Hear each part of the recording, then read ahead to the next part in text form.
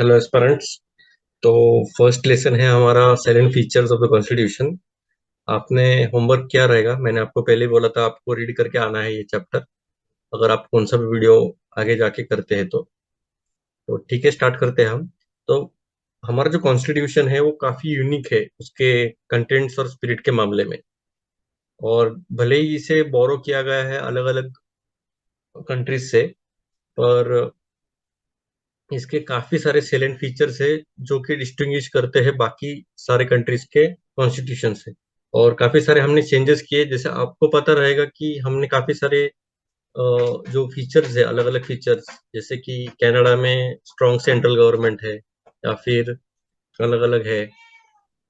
तो वो हमने इसलिए अडॉप्ट किया है ताकि हमारा जो सिस्टम रहेगा वो हम अच्छे से कर सके, अच्छे से हमें गवर्न करने आना चाहिए। कि जो इंडियन क्लाइमेट सूट रहेगा वही हमने चूज किया है। और हमने इसके लिए हमने काफी सारे अमेंडमेंट्स किए हैं, जैसे 42nd जो अमेंडमेंट है 1976 का, वो मिनी कॉन्स्टिट्यूशन कहलाया जाता है। मिनी कॉन्स्टिट्यूशन इसलिए क्योंकि इसमें इतने सारे चेंजेस किए गए हैं कि ऑलमोस्ट एक आधा छोटा कॉन्स्टिट्यूशन भी बन सकता है। तो इसीलिए इसे मिनी कॉन्स्टिट्यूशन कहा गया है। और काफी सारे अलग अलग पार्ट्स हम देखेंगे आगे कौन इसमें क्या क्या चेंजेस किए गए हैं।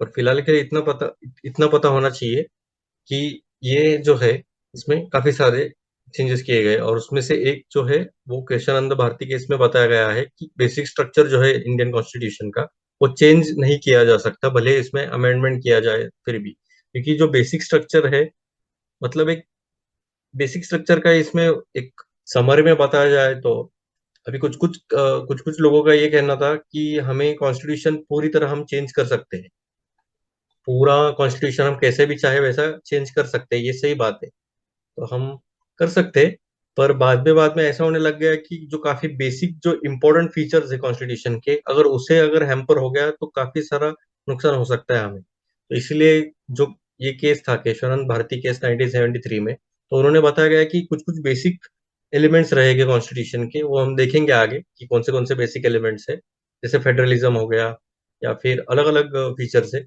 तो उसे हम भले ही कितना भी अमेंडमेंट किया जाए, पर हम उसे चेंज नहीं कर सकते। ये बेसिक स्ट्रक्चर है पूरे कॉन्स्टिट्यूशन का, इसके अलावा दूसरा कुछ भी चेंज कर सकते हैं। तो ये केशवानंद भारती केस का ये इशू था। ठीक है, उसके बाद आता है, अभी इसमें कौन से सेलेंट फीचर्स है वो हम जानेंगे अभी। तो इसमें टोटल 16 सेलेंट फीचर्स है। तो पहले से हम स्टार्ट करते हैं। तो पहला तो यही है कि ये लेंथीएस्ट रिटर्न कॉन्स्टिट्यूशन है। और इसकी जो पीडीएफ है ये वीडियो के नीचे आप देख सकते हो, उसमें नीचे डाउनलोड भी कर सकते हो और आपको ओवरव्यू भी मिल जाएगा। तो पहला तो है कि ये लेंथीएस्ट रिटन कॉन्स्टिट्यूशन है।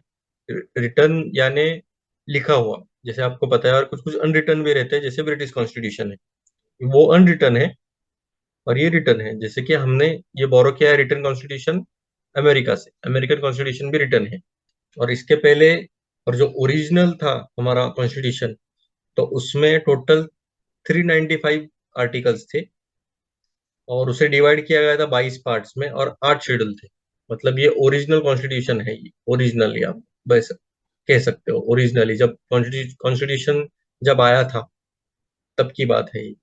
और अभी की बात अलग है। अभी प्रेजेंटली 2016 के ईयर के हिसाब से 465 आर्टिकल्स है, उससे डिवाइड किया है 25 पार्ट्स में, और अभी शेड्यूल कितने हैं, तो 12 शेड्यूल है। तो अभी ये लेंथेस्ट क्यों है, हमने क्यों इतना बड़ा बनाया है, तो इसके चार फैक्टर्स कंट्रीब्यूट करते हैं इसका एलिफेंट साइज होना। फर्स्ट ऑफ ऑल अपना जोग्राफिकल फैक्टर्स, काफी वास्ट है और डाइवर्सिफाइड अपनी कंट्री है, आपने देखा रहेगा पूरा कंट्री काफी बड़ा है। तो उसको मद्देनजर रखते हुए इसलिए हमने इसे काफी बड़ा बनाया है, ये पहला पॉइंट है इसका। उसके बाद आता है हिस्टोरिकल फैक्टर्स। अभी जो पिछले एक्ट्स था, अगर आप थोड़ा बहुत हिस्ट्री पढ़ा रहेगा, तो इसके पहले काफी सारे गवर्नमेंट ऑफ इंडिया एक्ट आए थे, तो उसका इन्फ्लुएंस था हमारे पूरे इस प्रोसेस में, इंडियन फ्रीडम स्ट्रगल में।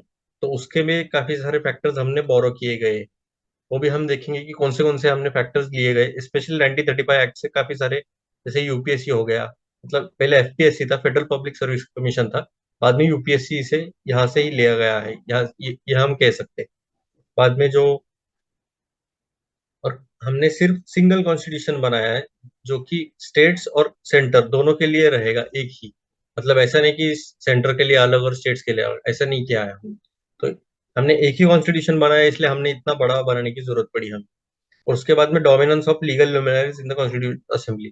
मतलब जो लीगल लुमिनरीज मतलब कौन से, तो जो लॉयर्स थे हमारे, काफी सारे जो कॉन्स्टिट्यूशन में जो मेंबर्स थे, तो काफी ज्यादा लॉयर्स ही थे, तो उसके वजह से उन्होंने काफी बारीकाई से बनाने की कोशिश की है, ताकि कौन सा भी एलिमेंट ऐसा डुअल मीनिंग से ना बने। इसलिए उन्होंने क्लियर कट ऐसा बनाया कि काफी डिटेल में जाना पड़ा उनको कि ये ऐसा ऐसा ही इसका मीनिंग हो सकता है। अगर इसके डुअल मीनिंग हो गए तो काफी ज्यादा इसमें मतभेद होने के बाद फिर और कोर्ट का भी वक्त जाया हो जाएगा और उसमें काफी ज्यादा वक्त हो जाएगा। इनका डोमिनेंस की वजह से ये काफी डिटेल में बनाया है, और इसकी वजह से ये लेंदी हो गया। अब ये हो गया फर्स्ट पॉइंट। अब इसके बाद सेकंड पॉइंट क्या है, तो ड्रॉन फ्रॉम वेरियस सोर्सेज, जैसे मैंने आपको बताया कि जो ये कॉन्स्टिट्यूशन है ये काफी ज्यादा कंट्रीज से बनाया गया है। मतलब और इसमें काफी काफी अलग अलग लोगों की मतभेद है। मतलब काफी लोग बोलते हैं, जैसे हम देखेंगे अभी, कि डॉक्टर बी आर अम्बेडकर कहते हैं कि constitution of India has been framed after ransacking all the known constitution of the world. मतलब सभी कॉन्स्टिट्यूशन को पढ़ के हमने जो जो हमें लगता है वही उठाया है। जैसे फंडामेंटल राइट्स अमेरिकन से, डीपीएसपी आयरिश आयरिश से, फिर कैबिनेट एग्जीक्यूटिव लेजिस्लेचर ब्रिटिश से। और इसके ऊपर भी काफी ज्यादा लोगों ने क्रिटिसाइज किया कि ये बोरोड कॉन्स्टिट्यूशन है, या फिर इसे पैचवर्क किया गया है, इसमें कोई ओरिजिनल नहीं है, या फिर ये अनफेयर है, इलॉजिकल है। तो इसके ऊपर फ्रेमर्स ने क्या बोला, बिकॉज द फ्रेमर्स, क्योंकि उन्होंने नेसेसरी मॉडिफिकेशन किया है जो सुटेबल रहेगा इंडियन कंडीशन के हिसाब से, और एट द सेम टाइम जो फॉल्ट किए हैं उन्होंने उसको भी अवॉइड करते हुए। मतलब अगर समझो किसी ने ये गलती किया है कि ये, अगर मोनोपोली लाया जाए या फिर किंग टाइप सिस्टम, मतलब मोनार्की लाया गया, समझो मोनार्की इन्होंने देख लिया था कि मोनार्की में क्या क्या फ्लॉज है, क्या क्या इसके एडवांटेजेस है। पर ज्यादातर फ्लॉज है क्योंकि जो लोग रहेंगे उनका कोई सुनने वाला तो नहीं है। जैसा इसका जो मन रहेगा वही उन पे लागू करेगा। अगर ये अच्छा निकला तो किस्मत इनकी, अगर ये बुरा निकला तो काफी ज्यादा नुकसान भी हो सकता है लोगों के लिए। और इसमें काफी ज्यादा पावर भी रहती है इसके पास। और absolute power corrupt absolutely. Actually power का भी ये गलत प्रो बोल सकते हैं हम, क्योंकि absolute power does not corrupt absolutely. It depends on the human being how he uses his power. तो उसके ऊपर ही डिपेंड करता है ये, कि पावर का कोई दोष नहीं है, पावर तो ठीक ठाक ही है। पर पावर का यूज कैसा होना चाहिए वो इंडिविजुअल पर डिपेंड करता है। तो ये भी काफी इंपॉर्टेंट है। पर इसमें ज्यादातर लोगों ने, मतलब हमारे जो कॉन्स्टिट्यूशनल के जो फ्रेमर्स थे, तो उन्होंने उनको समझ गया था कि ऐसा अगर ये लाते हैं तो हमें काफी ज्यादा नुकसान उठाना पड़ेगा, तो इसलिए ये भी अवॉइड किया है उन्होंने। और इसलिए अवॉइडिंग देयर फॉल्ट्स ये लिखा गया है। और उसके बाद सुटेबिलिटी, सुटेबिलिटी जैसे बताया गया है कि जो हमें सुटेबल रहेगा वही हमने ले लिया है। उसके बाद आता है, ये सेकंड पॉइंट था। तो पहला पॉइंट कौन सा था, कि लेंथीएस्ट कॉन्स्टिट्यूशन है। सेकंड पॉइंट है हमने अलग अलग सोर्सेस से लिया गया है। अभी थर्ड पॉइंट क्या है, तो ये ब्लेंड ऑफ रिजिडिटी और फ्लेक्सिबिलिटी का है। अब इसका क्या मतलब है, रिजिड भी है और फ्लेक्सिबल भी है। रिजिड मतलब क्या, जो कि अमेंड नहीं किया जा सकता, या फिर किया जा सकता है पर उसके लिए काफी ज्यादा स्पेशल प्रोविजन की जरूरत रहेगी। जैसे अमेरिकन कॉन्स्टिट्यूशन है, अगर उन्हें कुछ चेंजेस लाने हैं कॉन्स्टिट्यूशन में तो काफी ज्यादा स्पेशल प्रोविजंस रहते हैं। और फ्लेक्सिबल मतलब क्या, अमेंड किया जाता है पर ऑर्डिनरी लॉ जैसे अमेंड करते हैं, जैसे ब्रिटिश कॉन्स्टिट्यूशन, जैसे हमारा जो कोई भी लॉ बनता है, पहले फिर लोकसभा में पास किया, फिर राज्यसभा में पास किया, और प्रेसिडेंट के असेंट ली, ये सही हो गया, और फिर लॉ बन गए। और इसमें 50% या फिर उसके आसपास ही वोटिंग हो सकता है, ये सिंपल मेजोरिटी होगी। मतलब मेजोरिटी के बेसिस पे, या फिर ऑर्डिनरी लॉ जैसे हम बनाते उसके हिसाब से हम बना सकते हैं। इसके लिए ये फ्लेक्सिबल माना जाया है। और उसके बाद रिजिड तो आपको पता है कि काफी स्पेशल प्रोविजन लगते हैं, जैसे कि 2/3 मेजोरिटी होनी चाहिए, या फिर स्टेट्स का कंसर्न होना चाहिए। तो और ये जो अमेंडमेंट है वो कौन से आर्टिकल में है, आर्टिकल 368 में। इसे अमेंडमेंट ऑफ द कॉन्स्टिट्यूशन कहा गया है। इसमें मैंने वही बताया कि स्पेशल और स्पेशल मेजोरिटी मतलब क्या, 2/3 मेजोरिटी, प्रेजेंट और वोटिंग। पी और वी मतलब क्या, प्रेजेंट और वोटिंग। जो भी पार्लियामेंट में जो प्रेजेंट है और वोट करेंगे, तो उसके ऊपर ही ये 2/3 मेजोरिटी, ये स्पेशल मेजोरिटी काउंट किया जाएगा। और प्रोविजन कौन से अलग अलग है, कि स्पेशल मेजोरिटी और with rectification of half of the total states. अगर फेडरल फीचर मतलब क्या, स्टेट और सेंटर के रिलेशन में कुछ बदलाव दिखा देखे जाते हैं, तो उसके लिए सिर्फ स्पेशल मेजोरिटी लगेगी ही, और उसके साथ साथ आधे स्टेट्स का, टोटल स्टेट्स में से आधे स्टेट्स का रेटिफिकेशन लगेगा, मतलब उनकी सहमति लगेगी कि हाँ ठीक है, अगर कुछ चेंजेस लाते हैं, जैसे जीएसटी है, तो उसमें काफी ज्यादा चेंजेस आने आने वाले थे, तो उसके हिसाब से उन्होंने भी ये लाया गया है। पर इसके ऊपर भी काफी अलग कहानी है, इन्होंने मनी बिल किया और फिर उसके बाद ये लाया, पर ये अलग कंटेक्स्ट है। पर इन्होंने कंसेंट लेनी चाहिए थी मेरे हिसाब से, तो मतलब बाकी बाकी लोग भी कहते हैं। ठीक है, अब ये थर्ड पॉइंट हो गया। उसके बाद आता है fourth point, federal system with unitary बायस। अभी फेडरल फीचर्स क्या होते हैं, जो टू गवर्नमेंट रहेगी या डिवीजन ऑफ पावर रहता है, इसके फीचर्स है। फेडरल मतलब क्या, रिटन कॉन्स्टिट्यूशन रहेगा, फिर सुप्रीमेसी रहेगी कॉन्स्टिट्यूशन की, रिजिड रहेगा, इंडिपेंडेंट रहेगा। ये क्वेश्चन पूछा गया है कि फेडरल फीचर्स कौन से कॉन्स्टिट्यूशन की, टू गवर्नमेंट, बाइकैमरलिज्म, दो चैम्बर। बाइकैमरलिज्म मतलब क्या, दो चैम्बर, मतलब एक, इन शॉर्ट आपको ये याद रखना है कि टू कर सकते हैं, और यूनिटरी मतलब वन, मतलब जो सिस्टम को दो इस हिस्सों में बांट सकते हैं, जैसे टू गवर्नमेंट हो गया, डिवीजन हो गया, या बाइकैमरलिज्म मतलब टू ये हो गया। बस इतना ध्यान रखना है कि ये इंडिपेंडेंट जुडिशियरी है, और सुप्रीमेसी ऑफ कॉन्स्टिट्यूशन तो है ही, रिटन कॉन्स्टिट्यूशन भी है। इंडिपेंडेंट, और आगे देखेंगे इंटीग्रेटेड, ये दोनों अलग अलग है। इंडिपेंडेंट मतलब क्या, अकेली, मतलब सॉवरेन रहते हैं ये, जो भी जुडिशरी रहेगी उसके ऊपर कोई ऐसा अलग से बॉडी नहीं रहेगी, ये इंडिपेंडेंट रहेगी, खुद के दम पर कर सकते हैं जुडिशरी। इसे इंडिपेंडेंट कहा गया। इंटीग्रेटेड अलग है, जो कि नॉन फेडरल या फिर यूनिटरी फीचर भी माना बोल सकते हैं। अभी नॉन फेडरल फीचर्स क्या है, तो इसमें जैसे यूनिटरी, जैसे कि स्ट्रॉन्ग सेंटर होना चाहिए, क्योंकि काफी ज्यादा स्टेट्स है, और इसके लिए सेंटर का स्ट्रॉन्ग होना जरूरी है, क्योंकि अगर इनको अगर जोड़े रखना है तो काफी ज्यादा मतभेद हो सकते हैं। अगर अगर स्ट्रॉन्ग सेंटर नहीं रहा तो काफी ज्यादा क्लैशेस होने के चांसेस ज्यादा रहते हैं, और किसको कंप्लेंट करे वो भी प्रॉब्लम हो सकता है, क्योंकि तू भी बड़ा नहीं है मेरे से और मैं भी तेरे से छोटा नहीं, ये इसमें काफी ज्यादा क्लैशेस हो सकते हैं। उसके बाद आता है सिंगल कॉन्स्टिट्यूशन, फिर सिंगल सिटीजनशिप, मतलब जो यूनिटरी फीचर्स है वो उसके हिसाब से आपको सोचना चाहिए, और कुछ कुछ काफी डिस्टिंग्विशिंग फैक्टर्स रहते हैं, जैसे फ्लेक्सिबिलिटी हो गया। ये इंटीग्रेटेड और इंडिपेंडेंट काफी इंपॉर्टेंट है, यहाँ पे क्वेश्चन हो सकता है कि इंटीग्रेटेड जुडिशरी ये फेडरल फीचर का पार्ट है या नॉन फेडरल फीचर का। फिर बाद में इमरजेंसी प्रोविजंस। इमरजेंसी प्रोविजंस क्यों, अगर समझो किसी ने, नेशन ने अटैक किया हम पे, तो अगर हम, अब ये पूरा इंडिया है, एग्जाम्पल ये इंडिया है पूरा, और इस पे नेशन ने कौन से तो अटैक किया, और हम ऐसे बोलते बैठे कि हाँ पहले हम रेजोल्यूशन पास करेंगे, फिर हम इसे लड़ने के लिए हम इसे परमिशन देंगे, तो ऐसा हो नहीं सकता ना। तो इसके लिए ऐसे स्पेशल कंडीशंस में हमें एकजुट आना चाहिए। तो इसके लिए ये स्पेशल प्रोविजन है, और ये ऐसा प्रोविजन है इमरजेंसी का प्रोविजन, जो एक अकेला ऐसा प्रोविजन है जिसे विदाउट अमेंडमेंट, कोई भी अमेंडमेंट करे बगैर ये पूरा नेशन को एक बना देता है सीधा, और सीधा हमें मतलब डिसीजन मेकिंग में काफी आसानी हो जाती है, इसलिए इमरजेंसी प्रोविजन इंपॉर्टेंट है।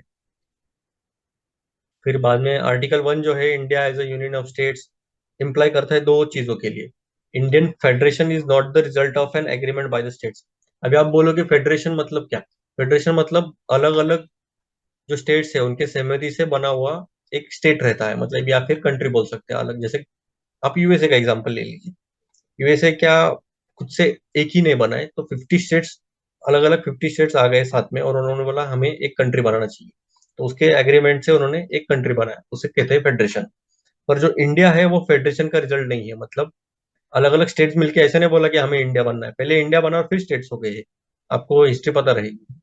और जो कोई भी स्टेट है वो, उसके पास right to secede from federation, मतलब अभी अलग अलग स्टेट्स है हमारे कंट्री में, पर ऐसा कोई स्टेट नहीं बोल सकता कि अभी मैं इंडिया में हूँ, अभी उसके थोड़ी देर बाद, थोड़े दिन बाद मुझे इंडिया से बाहर होना है और मुझे अलग कंट्री घोषित करना है।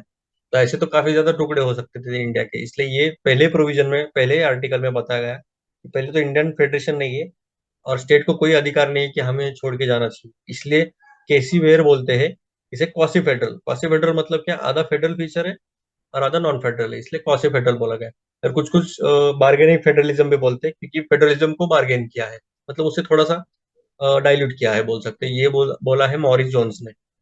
ये भी इम्पोर्टेंट है, अगर आपने चैप्टर पढ़ा रहेगा तो इन्होंने अलग अलग इससे बताया बताया है कि कौन से बड़े बड़े जो दिग्गज है उन्होंने क्या क्या बोला है। और कोऑपरेटिव फेडरलिज्म बोला गया है ग्रैनविल ऑस्टिन ने। फिर फेडरेशन विद सेंट्रलाइजिंग टेंडेंसी कहा गया है आइवर जेनिंग्स में। तो ये अलग अलग लोगों ने अलग अलग राय बताया है फेडरल फीचर्स के बारे में। उसके बाद आता है फिफ्थ उसके बाद आता है फिफ्थ पॉइंट। उसमें क्या है? तो पार्लियामेंट्री फॉर्म ऑफ गवर्नमेंट। अभी हमने पार्लियामेंट्री फॉर्म ऑफ गवर्नमेंट ही क्यों चुना वो अभी हम देखेंगे। तो जो हमारा कॉन्स्टिट्यूशन ऑफ इंडिया है वो ब्रिटिश पार्लियामेंट्री सिस्टम ही फॉलो करता है। अभी ऐसा क्यों? पार्लियामेंट्री इसलिए, अभी पार्लियामेंट भी फॉलो कर सकते हैं और प्रेसिडेंशियल भी फॉलो कर सकते हैं। प्रेसिडेंशियल मतलब यूएसए वाला प्रेसिडेंट कैसे होता है। तो पार्लियामेंट्री में क्यों? क्योंकि ये प्रिंसिपल इसका इंपॉर्टेंट है। प्रिंसिपल क्या है इसका? कोऑपरेशन और कोऑर्डिनेशन। मतलब एक साथ हम मिलकर काम करेंगे और कोऑर्डिनेट होके काम करेंगे। जैसे कि किसके बीच में? लेजिस्लेचर और एग्जीक्यूटिव के बीच में। ये दोनों अलग अलग नहीं है। एग्जीक्यूटिव मतलब क्या? जो मिनिस्टर्स हो गए, जो इम्प्लीमेंट करने वाले बॉडीज रहते हैं उसे एग्जीक्यूटिव कहा जाता है, एग्जीक्यूशन करने वाले। और लेजिस्लेटिव मतलब क्या? जो लॉ बनाने वाले होते हैं, जो कायदा कानून बनाने वाले होते हैं उसे लेजिस्लेटिव कहा जाता है।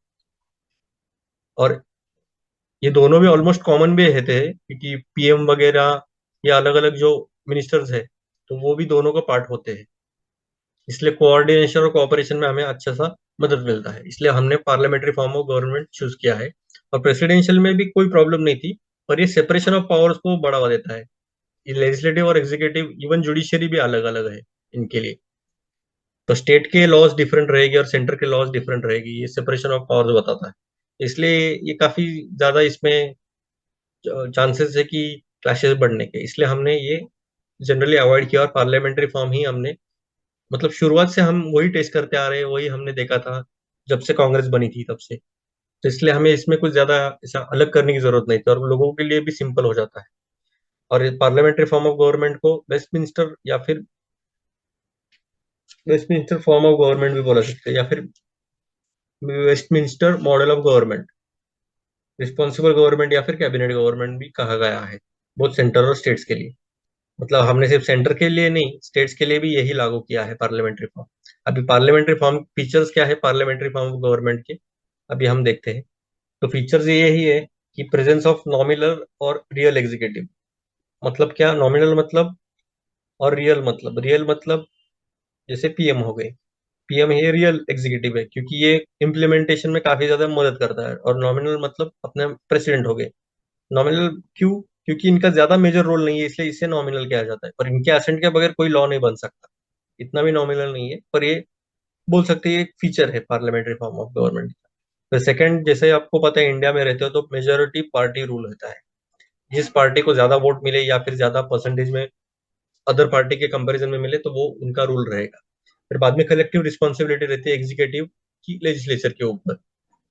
मतलब इनकी जो पूरी जो रिस्पॉन्सिबिलिटी है, कलेक्टिवली रिस्पॉन्सिबल रहते हैं एग्जीक्यूटिव, किन्हें? लेजिस्लेचर के ऊपर। फिर membership of the minister in the legislature, जो मेंबरशिप रहती है मिनिस्टर्स की वो भी एक पार्लियामेंट्री फीचर है। फिर लीडरशिप जो रहती है वो सीएम या फिर पीएम की होनी चाहिए। ये पार्लियामेंट्री फॉर्म ऑफ गवर्नमेंट का फीचर है।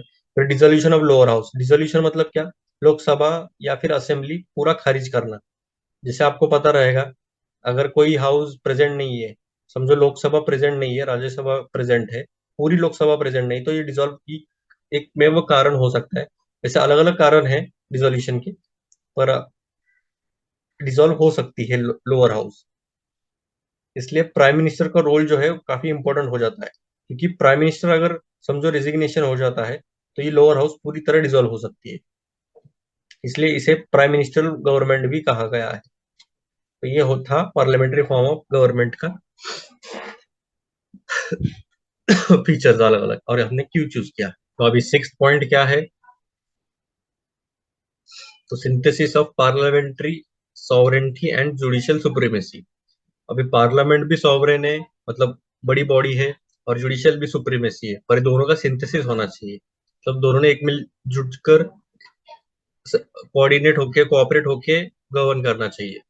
अभी सॉवरेनिटी जो है ब्रिटिश पार्लियामेंट की तरफ से हमने लिया गया है। मतलब मेजोरिटी जो ब्रिटिश पार्लियामेंट की जो सॉवरेनिटी है, मतलब सुप्रीम क्या है ब्रिटिश के लिए, तो ये होता है उनका पार्लियामेंट। और जुडिशियल सुप्रीमेसी कहाँ पे है? तो American supreme court. American supreme court सबसे सुप्रीम है, मतलब उसके ऊपर कोई नहीं है। और हमारे लिए क्या है इंडियन, और मतलब इंडिया के लिए, इंडिया के लिए हमारा कॉन्स्टिट्यूशन सुप्रीम है, उसके ऊपर कोई नहीं है। पर इंडियन पार्लियामेंट्री सिस्टम है वो डिफर करती है यूएस और ब्रिटिश से। क्यों?